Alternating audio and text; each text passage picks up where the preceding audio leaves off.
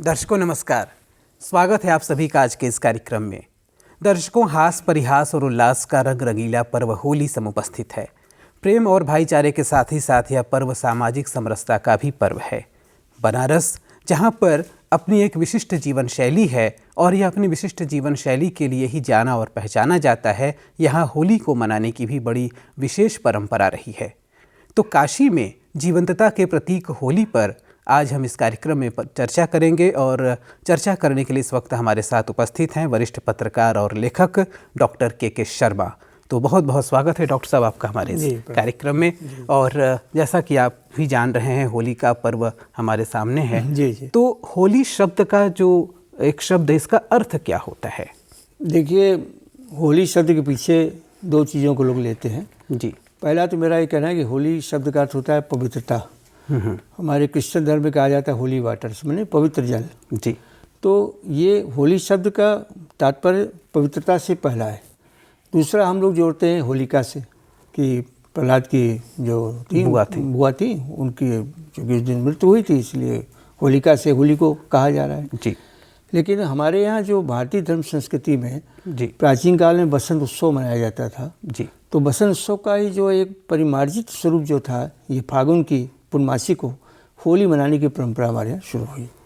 तो होली तन और मन और सामाजिक समरसता को पवित्र करने का एक अद्भुत त्यौहार है, जिसे प्रतिवर्ष मनाया जाता है। देखिए, सभी त्योहारों में हम एक उपहार देकर के त्यौहार की मान्यताओं को पूरी करते हैं। जी जी। होली में क्या है, रंग पड़ा, स्नान किया, जी, मन से प्यार से लोगों से गले मिले, अबीर लगाया, गुलाल लगाया।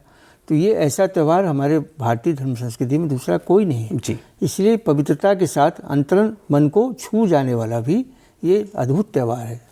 इसको मनाए जाने के पीछे कई सारी पौराणिक कथाएं हैं, तो हम चाहेंगे कि थोड़ा हमारे दर्शकों को आप बताएं कथाएं क्या। जैसा कि आप सभी लोग जानते हैं कि भक्त प्रहलाद विष्णु भगवान के भक्त थे। जी। और उनके पिता हिरण्यकश्यप ये नहीं चाहते थे कि ये भगवान नारायण का भक्त हो। जी। और उसको मारने के कई उपाय किए, पहाड़ से गिराया तो बच गए, हैं, कई तरह से उपाय किए। फिर उन्होंने अपनी बहन होलिका से कहा, जिसको ये वरदान था कि वो वस्त्र ओढ़ करके अगर आग में बैठ जाएगी तो अग्नि उसका जलाएगी नहीं। जी। तो वो वस्त्र लपेट करके और प्रहलाद को गोदी में लेकर होलिका बैठी। जी। भगवान की अद्भुत कृपा थी, हवा चली, वस्त्र उड़ गया और होलिका जल के भस्म हो गए, प्रहलाद बच गए। तो होलिका जिस दिन हमारे यहाँ जलाई जाती है, जी, जिसको एक राक्षसी त्यौहार के रूप में मानते हैं, जी जी, उसके दूसरे दिन पूर्णिमा पड़ती है और उस दिन होली खेली जाती है। एक प्रकार से इस बात की खुशी से कि प्रहलाद बच गए थे। जी। और दूसरा ये कि हमारे त्योहारों में सबसे रंग भरा त्यौहार यही है, रंग भरा इसी को कहा। सर, जब होलिका की बात कर रहे हैं तो होलिका दहन की भी बनारस में एक परंपरा है। जी जी। बहुत सारे यहाँ पर ऐसे स्थान हैं जहाँ की होलिका दहन प्रसिद्ध है। हाँ, थोड़ा इस विषय में भी जानकारी दें। मैंने आपसे अभी थोड़ी देर पहले कहा ना कि हमारे यहाँ बसंत उत्सव मनाया जाता था। जी। तो बसंत पंचमी के दिन होलिका की खूंटी जो है स्थापना की जाती है, या उसकी लकड़ी चौराहों पर गाड़ी जाती है। इसके पीछे अगर देखा जाए तो पर्यावरण संतुलन का भी अद्भुत त्यौहार है, क्योंकि इस समय पतझड़ का मौसम होता है। तमाम पत्ते गिरते हैं, कूड़े कबाड़ हो जाते हैं, जिनको उठा के कहीं रखना ले जाना बड़ा संभव नहीं होता। जी जी। तो उसको होलिका वाले स्थान पर एकत्र करके और होलिका त्यौहार के रूप में उसको अग्नि प्रज्वलित करके जलाया जाता है। तो एक तो पर्यावरण प्रदूषण दूर होता है, उसकी रक्षा होती है, और दूसरा धार्मिक मान्यता होने की वजह से वो होलिका में वो सारी चीज़ें भस्म को खत्म हो जाती हैं। बाद में भस्म उठा के इसे गड्ढे में डाल दिया जाता है। तो कुछ उसमें उपटन वगैरह भी? हाँ, उपटन भी लोग डालते हैं, जैसे अपना शरीर के मैल का। जैसे इसमें ये होता है ना कि जैसे किसी को रोग शोक की प्रॉब्लम है, बीमार रहता है, तो उसमें वो हल्दी का उपटन बना करके उसमें लगा करके शरीर से और उसको उतार के होलिका में डालते हैं। कुछ लोग होलिका देवी को देवी के रूप में मान करके हैं, वो फूल मखाना है, जी, और आपका ये छुआरा है, और ये गोहरी वगैरह की माला बना के भी चढ़ाते हैं। कुछ लोग अपने आर्थिक स्थितियों को ठीक करने के लिए होलिका की परिक्रमा लगाते हैं और प्रार्थना करते हैं। इसके पीछे कई सी धार्मिक मान्यताएं हैं। जी। अब इसको मानने के ऊपर है कि हम किस रूप में मानते हैं। काशी तो हमेशा से धर्म नगरी है, धर्म प्राण यहाँ की जनता रही है। तो यहाँ पर हर चीज़ को अगर कोई धार्मिक स्वरूप मिल जाता है तो कोई बड़ी बात नहीं है। ये तो परंपरा है। जब हम काशी में ही बात कर रहे हैं तो काशी में और कुछ धार्मिक परंपराएं होली पर क्या है? देखिए, ऐसा है कि ये हमारे यहाँ भगवान शिव की ये नगरी है। जी। और ये माना जाता है कि महादेव जी जब पार्वती से विवाह हुआ तो गौना होने के बाद वो काशी आए। जी। तो रंग भरी काशी से हमारे यहाँ काशी में रंगोत्सव शुरू होता है। जी जी। इसमें सर्वप्रथम हम भगवान शिव के शिवलिंग पर अबीर गुलाल चढ़ाकर अपनी खुशी को व्यक्त करते हैं। एक प्रकार से वो देव होली टाइप की होती है, रंग भरी। और जहाँ से भगवान गौना करके आए तो विश्वनाथ जी में भी इसके धूमधाम से पालकी यात्रा निकलती है। तो रंग भरी से लेकर होली तक जो ये समय होता है, ये इस त्यौहार का महत्वपूर्ण अंग होता है। इसमें धार्मिक उत्सव के साथ लोग जो है सामाजिक और सांस्कृतिक उत्सवों को भी शामिल करते हैं। ढोल नगाड़े लेकर के भगवान शिव की बारात में शामिल होते हैं। और कुछ सालों से एक मसान होली की परंपरा भी यहाँ शुरू हुई है, जो होली के बाद मसान में अवगढ़ और साधु जो कि भगवान शिव के परम भक्त होते थे, वो गृहस्थ नहीं होते थे, इसलिए गृहस्थों के साथ होली नहीं खेल सकते थे, तो चिता की भस्म से वो मसान होली की परंपरा यहाँ आज भी दिखाई देती है जी। तो इस परंपरा में होली की जो ये रही स्थितियाँ, वो रंग भरी से लेकर होली तक, और उसके बाद एक बुढ़वा मंगल का भी त्यौहार होता है। उस पर अभी आगे चर्चा करें। सर, बुढ़वा मंगल पे हम चर्चा करेंगे। उसके पहले होली के दिन काशी में एक यात्रा परंपरा रही है, 64 देवी की यात्रा परंपरा रही है, तो इस विषय में भी कुछ जानकारी। हमारे यहाँ होली का जो त्यौहार है ना, इसमें हम ये बताना चाहते हैं कि हमारे काशीवासी दिन में 12 बजे तक तो होली खेलते हैं रंग से। उसके बाद स्नान ध्यान अपने विशिष्ट पकवानों का सेवन करने के बाद शाम को अबीर गुलाल लेकर के 64 देवी जो हमारी 64 घाट पर है, जिनके बारे में बताया जाता है कि ये भगवान शिव के आग्रह पर काशी की व्यवस्था को देखने 64 योगिनियाँ आई थी और यहाँ की सुंदरता और यहाँ का सौंदर्य देख करके वहीं विराजमान हो गई। तो 64 योगिनियों से ही नाम 64 घाट पड़ा। और उस घाट की सीढ़ियाँ भी गंगा से और मंदिर तक 64 सीढ़ियाँ, मतलब 64 सीढ़ियाँ। अच्छा। हाँ, ये इसकी पहचान है कि ये 64 घाट है। अच्छा अच्छा। तो देवी के उस मंदिर में लोग जाके अपने जीवन की आर्थिक उन्नति और परिवार की खुशहाली के लिए अबीर गुलाल चढ़ाते हैं, प्रार्थना करते हैं। होली की परंपरा में आपको हम एक बात बताना चाहते हैं कि मुगल काल में जो थे, जब काशी में मुगल काल शासन था, तो मीर घाट पे एक मीर रुस्तम अली रहते थे। सूबेदार थे। अच्छा। वो नवाब सादात खां के सूबेदार थे और काशी की व्यवस्था देखने के लिए उनको वहीं नियुक्त किया गया था। तो मीर रुस्तम अली जो है काशी की होली के रंग में ऐसे रंगे कि उनको बड़ा ही आनंद आने लगा और होली को त्यौहार को वो अपने त्यौहार के रूप में धूमधाम से मनाने लगे। संगीत की गोष्ठियाँ, तमाम नाच गाने और उस तरह के कार्यक्रम। उससे क्या हुआ कि जब वो मालगुजारी जो देते थे नहीं दे पा रहे थे समय से, तो सादात अली खान ने 1735 में उनको गिरफ्तार करा लिया कि ये आदमी ठीक नहीं है, और मनसाराम जी को काशी की व्यवस्था देखने के लिए सौंप दिया। तो काशी की तवाइफों ने कहा कि कहाँ गए हो मेरी होली को खिलइयो, मीर रुस्तम अली बाके सिपाहियो। ये तवाइफों ने गाया ये संगीत की दुनिया में, क्योंकि वो संगीत की गोष्ठियाँ उसके बाद उस तरह की नहीं हो पाई जो उस सकते थे। हाँ, इसमें ये था कि काशी की जो परंपरागत अपनी रंग और भंग की जो त्यौहार है हमारा काशी, जिसमें बड़ी ही विशिष्टता और शुद्धता के साथ लोग इस त्यौहार को मनाते थे।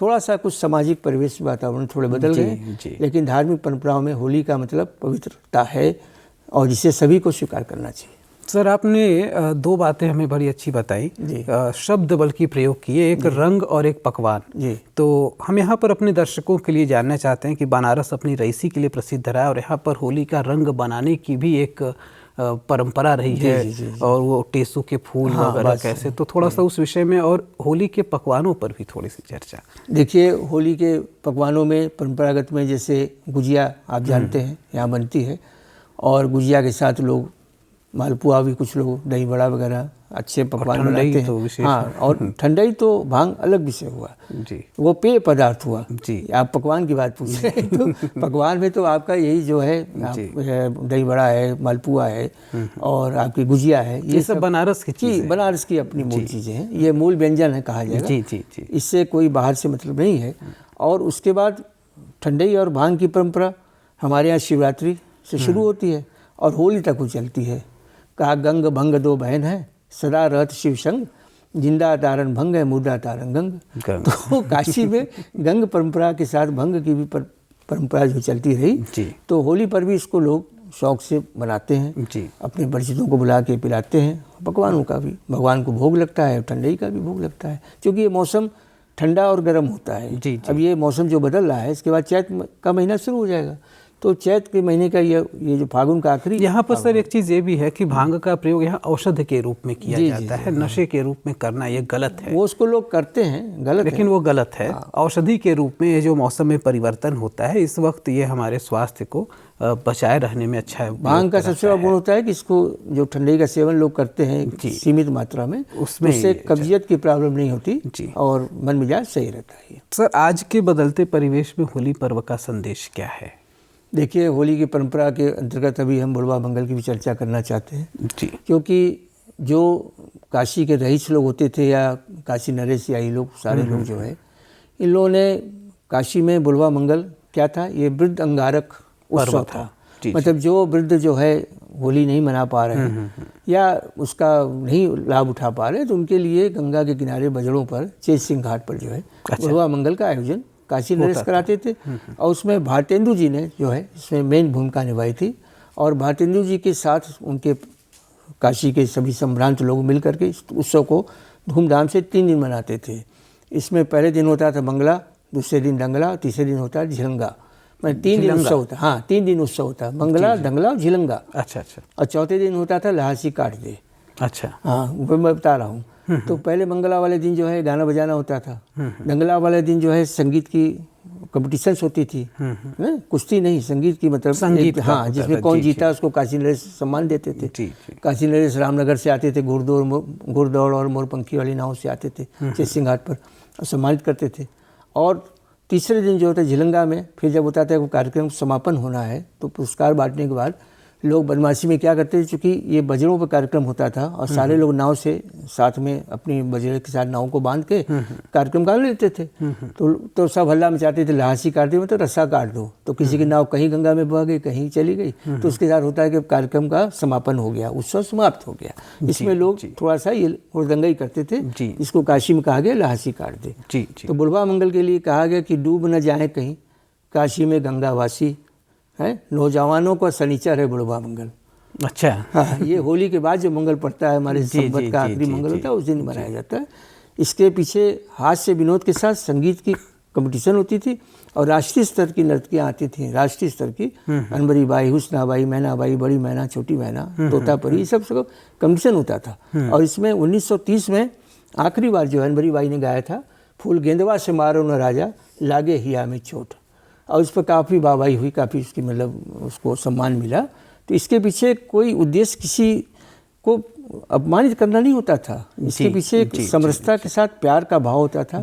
और इसमें भारतेंदु जी के समय में जो बुढ़वा मंगल का निमंत्रण दिया जाता, मैं बताना चाह रहा हूँ। बिल्कुल बिल्कुल। इसमें क्या होता था कि वो जैसे निमंत्रण लेकर जब हॉकर मतलब जो लोग जाते थे, तो एक दुपट्टे में 5 गालियाँ और चांदी का एक नोट, तोड़ा जिसको बोला जाता है, बांध दिया जाता था। और शर्त ये थी कि ये दुपट्टा जो है बुढ़वा मंगल वाले दिन ही बजड़े पर खोला जाएगा, पहले नहीं उसको पढ़ सकता। फिर वहाँ पर उसको एक एक आदमी का दुपट्टा का गांठ खोलते और जो गालियाँ उसको सुनाई जाती और उनको कहते कि तुम इसी लायक हो, और उसके साथ सब लोग हर्ष विनोद का आनंद लेते, पकवानों का आनंद लेते। तो बुढ़वा मंगल तो देखने के लिए अंग्रेज तक आते थे, उस समय अंग्रेजों का शासन था। ये काशी का अद्भुत त्यौहार था बुढ़वा मंगल। सर, कहा भी जाता है कि बनारस जो पर्व यहाँ का मतलब शहर है, यहाँ पर हर चीज़ अपने आप में विशिष्ट है। निश्चित। ये जो आपने बताया, ये जो चीज़ है, अभी हो सकता है कहीं और हो तो लोग बुरा मान जाएंगे, लेकिन ये एक विशेष परंपरा रही है। इसी से हाँ, यहाँ पर गाली का जो शब्द लोग कहते हैं गलत है, वो उसके पीछे भाव अपमानित करना नहीं है, वो यहाँ की प्यार की भाषा है जी। कहा ही जाता है गली और गाली काशी के प्रसिद्ध है, तो उसको लोग सम्मान के रूप में स्वीकार करते हैं, अपमान के रूप में नहीं जी। अब जो सोचता है ऐसा, वो उसका अपना भाव है।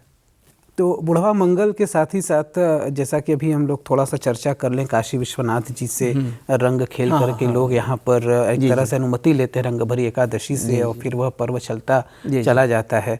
और आजकल आप इसके स्वरूप में किस तरह का परिवर्तन देख रहे हैं? देखिए, ऐसा है कि परंपरागत रूप से आज भी चांदी के शंकर पार्वती जी पालकी पर विराजमान हो गए। रंग भरी भरी काशी वाले दिन मोहन जी के घर से मंदिर तक पालकी लाई जाती है। इसमें इतना गुलाल पड़ता है कि जो भी उसमें जाते हैं उस सब पूरा शरीर उनका एकदम लाल हो जाता है, गुलालमय हो जाता है। और लोग इसे भगवान का प्रसाद मानते हैं। कुछ लोग फूलों की भी वर्षा करते हैं, कुछ लोग जो है रंगों की भी वर्षा करते हैं। तो ये परंपराएं जो हैं चली आ रही प्राचीन काल से, ये एक प्रकार से देवत्व से अमृत की प्राप्ति का एक प्रयोग है जी। माने देवता के साथ अपने आप को समाहित करके अमृत की प्राप्ति करना। जो काशी मोक्षदानी नगरी है और इसके मोक्ष के दाता भगवान शंकर हैं। काश्याम मरणा मुक्ति कहा गया, यहाँ मुक्ति देते हैं। और कौन देने वाले? महादेव जी। जब तक शमशान में कान में राम नाम का तारक मंत्र नहीं देंगे तो जीव का मुक्ति नहीं होगा। तो वो जो देवत्व की प्राप्ति का एक प्रयोग होली के माध्यम से लोग करते हैं जी। वो बड़ा ही अद्भुत है। और काशी में परंपरा अभी भी चली आ रही है, भगवान की कृपा है और उम्मीद है कि आगे भी इस परंपरा को लोग चलाते रहेंगे। तो सर, आज आपने इतनी अच्छी बातें हमारे दर्शकों को बताई। जी। चलते चलते हम आपसे जानना चाहेंगे कि आप इस पर्व पर हमारे युवाओं को क्या संदेश देना चाहेंगे? मैं तो यही कहना चाहता हूँ कि हमारे युवा समाज को अपनी भारतीय धर्म संस्कृति की पहचान करनी चाहिए जी। और विकृत तरीके के नशा पानी से दूर रहना चाहिए और अपनी एक संस्कृति का जो पहचान, होली का जो रंग भरी उत्सव है जी, उसको माहौल को न खराब करके अपने परिवार के साथ इसको अच्छे ढंग से एंजॉय करना चाहिए, इसको स्वीकार करना चाहिए, क्योंकि ये हमारी धर्म संस्कृति की सबसे पवित्र त्यौहार होली है। तो दर्शकों, जैसा कि आपने देखा, सर ने बहुत अच्छी बातें बताई और माननीय प्रधानमंत्री श्री नरेंद्र मोदी जी इस तरह से आज भारत का एक एम्बेसडर बन करके पूरे विश्व में जा रहे हैं। तो सोशल मीडिया का दौर है, हमें भी चाहिए कि ऐसी चीज़ों को हम करें जो कि एक अच्छा संदेश दे सकें और कोई भी कुरीति से बच करके अगर हम अपने धार्मिक परंपराओं का पालन करते हुए त्यौहार को मनाते हैं तो वो निश्चित रूप से आनंददायी होगा। सर, आप हमारे स्टूडियो में आए, हमारे दर्शकों को इतनी अच्छी जानकारी दी, इसके लिए आपका बहुत बहुत धन्यवाद। और अब आपसे लेते हैं अनुमति। नमस्कार।